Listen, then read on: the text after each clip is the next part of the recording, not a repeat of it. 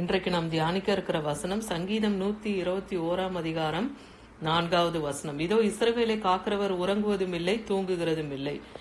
இன்றைக்கும் ஆவிக்குரிய இஸ்ரவேல் ஜனங்களாகிய நம்மையும் தேவன் காக்க வல்லமையுள்ளவரா இருக்கிறார். அவர் உறங்குவதும் இல்லை, தூங்குவதும் இல்லை. ஏன்னா இந்த பூமியின் மேல் தேவனுடைய கண்கள் உலாவி கொண்டு இருக்கு இல்லையா? அவர் நீதிமான் மேல் கர்த்தருடைய கண் நோக்கி கொண்டு இருக்கு. அப்போ தேவன் நீதிமான்களை காக்கிறவரா இருக்கிறார், இஸ்ரவேல் ஜனங்களை காக்கிற தேவனா இருக்கிறார். அவர் உறங்குவதும் இல்லை, தூங்குவதும் இல்லைன்னு பாக்கிறோம். சங்கீதம் 127:1 சொல்லுது, கர்த்தர் வீட்டை கட்டாராகில் அதை கட்டுகிறவர்கள் பிரயாசம் விருதா. கர்த்தர் நகரத்தை காவாராகில் காவல்காரர் விழித்திருக்கிறது விருதா. அப்போ ஒரு குடும்ப வாழ்க்கையாகட்டும், ஆவிக்குரிய வாழ்க்கையாகட்டும், ஒரு வீட்டை ஆகட்டும், கர்த்தர் தான் கட்டணும் இல்லையா? அவர் கட்டினாதான் அது என்றென்றும் நிலை நிற்கும். கண்மலையாகிய கிறிஸ்துவின் மேல் நம்முடைய வீட்டை நாம் கட்டணும். அப்படி வீட்டை கட்ட நாம கர்த்தர் கட்டலைன்னா அந்த வீடு என்னைக்கும் நிலை நிற்காது இல்லையா? அப்போ அது நாம கட்டுறோம் நாம நினைக்கும் போது நம்முடைய பிரயாசம் அதுல விருதாவும் போகும். கர்த்தர் நகரத்தை காவாராகில், அதே போல ஒரு தேசத்தை தேவன் காக்காவிட்டால் அந்த காவலர்களுடைய விழித்திருத்தல் கூட விருதாவாகிடும். அப்ப எல்லாவற்றின் மீதும் தேவன் காவலா இருக்கிறார். எப்படி யோபுக்கு தேவன் வேலி அடைத்து அவருக்கு காவலை வைத்தாரோ, அவரை சுற்றிலும் வேலி அடைத்து வைத்திருந்தார் இல்லையா? சாத்தானே பாக்குறான், யோபுவை சோதிக்க வரும்போது யோபுவை சுற்றிலும் வேலி அடைத்ததை பாக்குறான். அப்ப நீதிமானுக்கு தேவன் பாதுகாப்பா இருக்கிறார், இஸ்ரவேலர்களுக்கு தேவன் பாதுகாப்பா இருக்கிறார் அவர். அதனால்தான் இன்னைக்கு இதோ இஸ்ரவேலை காக்கிற தேவன் உறங்குவதும் இல்லை, தூங்குவதும் இல்லைன்னே பாக்குறோம். இங்க சங்கீதம் 27:3 தாவீது சொல்றார், எனக்கு விரோதமாய் ஒருவனும் இறங்கினாலும், ஒருவன் பாளையம் இறங்கினாலும் என் இருதயம் பயப்படாது, என் மேல் யுத்தம் எழும்பினாலும் இதிலே நான் நம்பிக்கையா இருப்பேன்னு சொல்றாரு. அப்ப எனக்கு விரோதமாய் ஒருவன் பாளையம் இறங்கினாலும் சரி, ஒருவன் எனக்கு விரோதமாய் யுத்தம் பண்ண வந்தாலும் கர்த்தர் பேரிலே அவர் நம்பிக்கையா இருக்கிறதுனால தேவனே அவருக்கு பாதுகாப்பா இருந்தார். எல்லா யுத்தங்களையும் ஜெயிக்கிறதுக்கான பலனை, ஜெயத்தை எடுக்கிறதுக்கான பலனை கர்த்தர் கொடுத்தார் இல்லையா? அவரை தாவீதை என்னாலும் அவர் காத்து வழிநடத்தினார். தாவீதுக்கு அவருடைய கிருபையை கொடுத்து இருந்தார் இல்லையா? அதனால்தான் என் கால் சறுக்குகிறது என்று சொல்லும் போதெல்லாம் அவருடைய கிருபை தாவீதை காத்ததுன்னு பாக்குறோம்.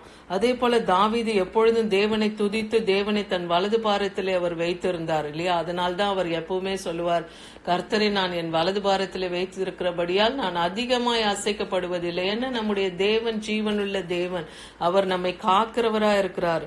பிரசங்கி 8 அதிகாரம் 16-17 வசனத்துல நாம் பார்க்கும்போது, நான் ஞானத்தை அறிவும் மனுஷன் இரவும் பகலும் கண்ணுறங்காமலும் பூமியிலே செய்யும் வேலைகளை பார்க்கவும் என் மனதை செலுத்தின போது தேவன் செய்யும் சகல கிரியைகளையும் நான் கவனித்து பார்த்து சூரியனுக்கு கீழே செய்யப்படும் கிரியை மனுஷன் கண்டுபிடிக்க கூடாது என்று கண்டேன்.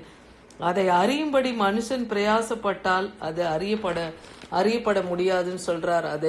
அதை ஒரு ஞானி அறியலாம் எண்ணினாலும் அவனும் அதை அறிந்து கொள்ள மாட்டான். அப்போ தேவன் நமக்காக நியமித்து வைத்திருக்கிற காரியங்கள், அவர் நம்மை பாதுகாக்க வைத்திருக்கிற காரியங்கள், இந்த பூமியிலே மனுஷன் எவ்வளவுதான் அவன் வேலை செய்து பிரயாசப்பட்டாலும் தேவனுடைய கிரியைகள், தேவன் செய்யும் சகல கிரியைகளையும் ஒரு மனுஷனாலும் ஆராய்ந்து பார்க்க முடியாது. ஏன்னா தேவன் அவர் செயலில் வல்லவர், மகத்துவம் உள்ள தேவன் இல்லையா? அவர் யுத்தத்தில் வல்லவர், செயலில் மகத்துவம் உள்ளவர், அவர் அதிசயமான காரியங்களை செய்கிறவர் இல்லையா? அதனால தேவன் செய்கிற காரியத்தை ஒரு மனுஷனும் அறிய முடியாது. சங்கீதம் 32:7-8 வசனத்துல பாக்குறோம், நீர் எனக்கு மறைவிடமா இருக்கிறீர், என்னை நீர் இக்கட்டுக்கு விலக்கி காத்து ரட்சண்ய பாடல்கள் என்னை சூழ்ந்து கொள்ளும்படி செய்வீர். இங்க தாவீதுக்கு சத்துருக்கள் நெருக்கும் போதெல்லாம் அவர் தேவனை நோக்கி கூப்பிட்டார் இல்லையா? அவர்தான் அவருக்கு மறைவிடம், கண்மலை, அடைக்கலம், துருகம் என்று தேவனை எப்பவுமே அந்த நாமங்களை சொல்லி சொல்லி என் கண்மலையே, என் கோட்டையே, என் துருகமே, நான் நம்பி இருக்கிறவரே, என் அடைக்கலமேன்னு சொல்லி தேவனை துதிப்பாரு. அதுதான் தேவன் அவரை எல்லா இக்கட்டிலிருந்தும் காத்து ரட்சிக்கிறதுக்கு காரணமா இருந்ததுன்னு பாக்குறோம். அதனால எப்பவுமே ஒரு ரட்சண்ய பாடல் வந்து தாவீதை சுற்றிலும் காணப்பட்டது. அவரை சூழ்ந்து கொண்டு இருக்கும்படியாக தேவன் வைத்தார்னு பாக்குறோம். இன்னைக்கு நமக்கும் தேவனால் செய்ய முடியும். அன்னைக்கு தாவீதுக்கு வந்து கர்த்தர், நான் உனக்கு போதித்து நீ நடக்க வேண்டிய வழியை உனக்கு காட்டுவேன், உன்மேல் என் கண் வைத்து உனக்கு ஆலோசனை சொல்லுவேன் சொல்லி தாவீது போகிற வழியெல்லாம் அவருக்கு ஆலோசனை கத்தரா இருந்தார். தாவீது எந்த ஒரு யுத்தத்தை மேற்கொள்ளணும்னாலும் அந்த யுத்தத்துக்கு தேவனிடத்துல ஆலோசனை கேட்டுதான் செயல்பட்டார். இந்த யுத்தத்துல போலாமா, இது செய்யலாமான்னு. அப்படி தேவனுடைய ஒத்தாசையும் தேவனுடைய சித்தத்தையும் கேட்டு அறிந்து செயல்படும் போதெல்லாம் தாவீதுக்கு தேவன் ஜெயத்தை கொடுத்தார்னு பாக்குறோம். ஏன்னா இஸ்ரவேலை காக்கிற தேவன் உறங்குவதும் இல்லை, அவர் தூங்குவதும் இல்லை. வெளிப்படுத்தல் 7:15 சொல்லுது, ஆனபடியால் இவர்கள் தேவனுடைய சிங்காசனத்துக்கு முன்பாக இருந்து இரவும் பகலும் அவருடைய ஆலயத்திலே அவரை சேவிக்கிறார்கள். சிங்காசனத்தின் மேல் வீற்றிருக்கிறவர் இவர்களுக்குள் வாசமாய் இருக்கிறார். அப்போ தேவனிடத்திலே நாம் இருக்கிறோமா, தேவனுடைய பிரசன்னத்துல இருக்கிறோமா, தேவனுடைய ஆலயத்திலே அவரை சேவிக்கிறவர்களா இருக்கிறோமா?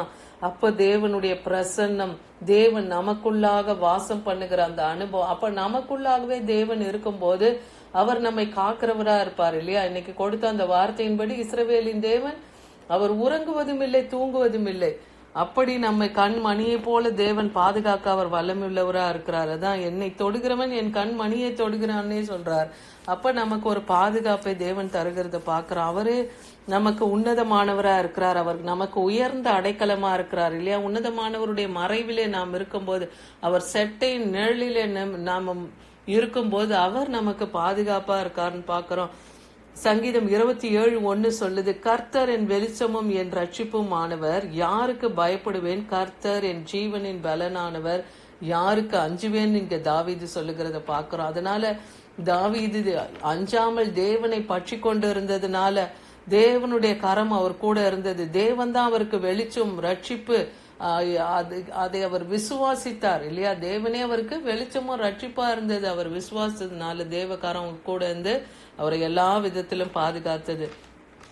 அதே போல நாம எலியா தீர்க்கதரிசியை குறித்து நாம படிக்கும் போதும், எலியா தீர்க்கதரிசி பாகாலின் தீர்க்கதரிசியாகி அந்த எசபேலுக்கு பயந்து ஓடிக்கொண்டு இருக்கிறார் தன் ஜீவனை பாதுகாக்க. அதுக்கப்புறம் ஒரு கர்த்தருடைய சத்தம் கேட்டு மறுபடியும் எசபேலையும் இந்த ஆகாப் ராஜாவையும் இஸ்ரவேல் ராஜாவையும் சந்திக்கிறதுக்கு வராரு. இந்த 1 ராஜாக்கள் 18:17 பாருங்க. ஆகாபு எலியாவை கண்டபோது ஆகாப் அவனை நோக்கி, இஸ்ரவேலை கலங்க பண்ணுகிறவன் நீ அல்லவான்னு எலியாவை பார்த்து பேசுகிறத பாக்குறோம். அதற்கு எலியா தீர்க்கதரிசி சொல்றாரு, இஸ்ரவேலை கலங்க பண்ணுகிறவன் நான் அல்ல, கர்த்தரின் கட்டளைகளையும் நியாயங்களையும் பின்பற்றாததினால் நீரும் உம்முடைய தகப்பன் வீட்டாருமே இஸ்ரவேலை கலங்க பண்ணுகிறீர்கள். அப்ப இஸ்ரவேலை கலங்க பண்ணினார்கள் இந்த ஆகாபும் அந்த எசபேலும். எசபேல் வந்து பாகால் தீர்க்கதரிசிகளுக்கெல்லாம் அவள் ஒரு தலைவியா இருந்தா, அவள் ஒரு ராஜகுமாரத்தியா இருந்தாலும் அவள் அக்கிரமத்தை செய்து கொண்டு இருந்தாள், சூன்ய வித்தைக்காரியா இருந்தாள் இல்லையா? அப்படி இருந்து கொண்டு இஸ்ரவேலில் இருந்த எல்லா தீர்க்கதரிசிகளையும் அவள் கொன்று போட்ட போது எலியா தீர்க்கதரிசி மாத்திரம்தான் மீந்திருக்கிறார்னு பாக்குறோம். அதனாலதான் இங்க ஒரு சவால் வைக்கிறாரு எலியா தீர்க்கதரிசி. கர்மேல் பர்வதத்துல நீ இஸ்ரவேல் ஜனங்களை எல்லாரையும் ஒன்று கூடி வரச்சை, அதே போல பாகால் தீர்க்கதரிசிகள்ல 450 பேர் மீதி இருக்காங்களே அவங்களையும் இங்க வரவே. அப்போ வந்து தேவனுக்கு முன்பாக நானும் அந்த பாகால் தீர்க்கதரிசிகளுக்கும் மத்தியில வந்து ஒரு ஒரு காரியத்தை செய்ய வைக்கிறார். யாருடைய தேவன் உண்மையானவர் என்பதை அறியும்படியாய் சகல இஸ்ரவேல் ஜனங்கள் கண்கள் காணும்படியாக அங்க வந்து அவர்களை ஒரு பலிபீடத்தை கட்ட சொல்றாரு. அப்போ அவங்க பாகால் தீர்க்கதரிசிகள் அவங்க இணைந்து ஒரு பலிபீடத்தை கட்டி அங்க ஒரு காளையை சந்தாக வெட்டி அந்த பலிபீடத்தின் மேல வைக்கிறாங்க. நெருப்பு மூட்டாமல் விறகுகளை மாத்திரம் வைத்து அதை அந்த உடல்களை வைக்கிறாங்க துண்டு துண்டா. அப்ப நீங்க உங்கள் தேவனை கூப்பிடுங்க, அவர் நாமத்தை நீங்க உச்சரித்து நீங்க கூப்பிடுங்க. உங்க தேவன் வந்து இது அக்கினியினால இந்த பலியை பச்சிக்கதா பாக்கலான்னு சொல்லி ஒரு சவால் விடுறாரு. அப்போ அந்த பாகாலின் தீர்க்கதரிசிகள் எல்லாரும் என்ன பண்றாங்க, இங்க பாருங்க, அவங்க வந்து கத்தி கதறி அவங்க தேவனை கூப்பிடுறாங்க, ஆடி பாடி கூச்சலிட்டு கூப்பிடுறாங்க. அவங்க உடம்புகள்லாம் கீறிக்கொண்டு அவங்க பாகால் தேவனை கூப்பிடுறாங்க. ஆனா அங்க இருந்து ஒரு சத்தமும் அங்க பிறக்கவில்லைன்னு பாக்குறோம். இந்த 1 ராஜாக்கள் 18:26 பாக்குறோம். அவங்க கூப்பிடும் போது அது ஒரு சத்தமும் கொடுக்கவில்லை. அவைகள் கட்டின பலிபீடத்துக்கு எதிரே குதித்து அவர்கள் ஆடினார்கள்னு பாக்குறோம். அப்போ எலியா தீர்க்கதரிசி மதியான வேளையிலே எலியா அவர்களை பார்த்து பரியாசம் பண்றார், உரத்த சத்தமாய் கூப்பிடுறார். தேவன் தாமே அவன் உங்க தேவன் தியானத்திலே இருப்பான், அவன் அலுவலா இருப்பான், அவன் பிரயாணமாய் போயிருப்பான், அவன் தூங்கி கொண்டிருப்பான், அதனாலதான் அவன் எழும்பாம இருக்கான்னு சொல்றார். இப்படி அவர்கள் உரத்த சத்தமிட்டு அவர்கள் வழக்கத்தின்படியே ரத்தம் தங்கள் மேல் வரும் மட்டும் கத்தியினாலும் ஈட்டினாலும் தங்களை கீறி கொண்டு அந்த பாகாலை அவங்க அழைக்கிறாங்க. ஆனா அந்த தெய்வமும் அது கல்லும் ஊமையுமா இருக்கு, அது செவிடுமா இருக்குது, அது நகராது, அது பேசாதுன்னு வசனம் இருக்கு இல்லையா, அதுபடி அவங்க அழைத்தும் அது வரலன்னு பாக்குறோம். ஆனா இங்க இந்த மத்தியான வேலையிலே அந்தி பலி செலுத்தும்படியாக எலியா என்ன பண்றாரு, ஒரு பலிபீடத்தை கட்டி அதுல ஒரு காளையை வைத்து அதை தகனிக்கும்படியாக வைக்கிறாரு. அந்த பலிபீடத்தை சுற்றிலும் 7 குடம் தண்ணி அந்த விறகுகள் மேலேயும் அவர் ஊற்றுறாரு. அப்போ என்ன ஆகுது, அந்த கற்களாலே கர்த்தருடைய நாமத்துக்கென்று ஒரு பலிபீடத்தை கட்டி பலிபீடத்தை சுற்றிலும் தானியம் அளக்கிற 2 படி விதையை விதைக்கத்தக்க இடமான ஒரு வாய்க்காலை உண்டாக்கி வைத்திருக்கிறார். விறகுகளை எல்லாம் அடுக்கி ஒரு காலையும் சந்து சந்தாக துண்டித்து அந்த விறகுகள் மேல அவர் வைக்கிறார். பிற்பாடு அவர் என்ன பண்றாரு, 4 குடம் தண்ணியை கொண்டு அந்த சர்வாக தகன பலி மேலையும் விறகு மேலையும் ஊற்றுறாரு.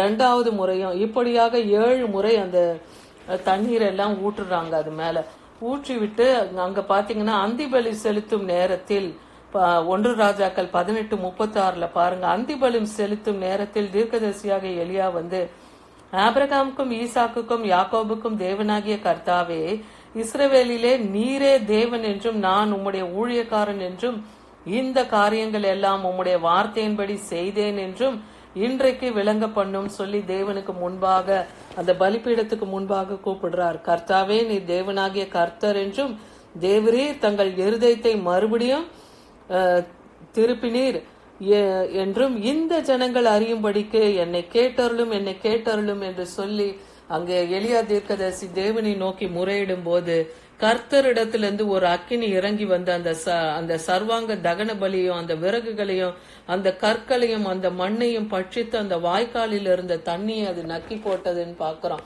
அப்ப யாருடைய தேவன் உண்மையுள்ளவர் என்பதை அந்த பாகால் தீர்க்கதரிசிகள் யெசபேலும் அந்த ஆகாபும் அங்கே பார்த்தாங்கன்னு பாக்குறோம்.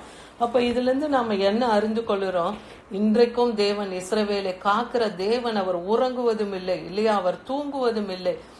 நாம எத்தனை பாடுகள் பட்டாலும் நம்முடைய பிரச்சனைகளுக்கு முடிவு வராம இருக்குன்னு நாம நினைக்கிறோம். நம் தேவன் நம்முடைய விண்ணப்பத்தை கேட்கலையோன்னு இல்ல, தேவன் தாமதிக்கிறார்னா அது தேவன் நிச்சயமா நமக்கு அவர் தர வல்லமை உள்ளவர். அவர் நீடிய பொறுமையோடு இருந்தும் அவர் நம்ம மேல் தயவு செய்கிற தேவனா இருக்கிறார்.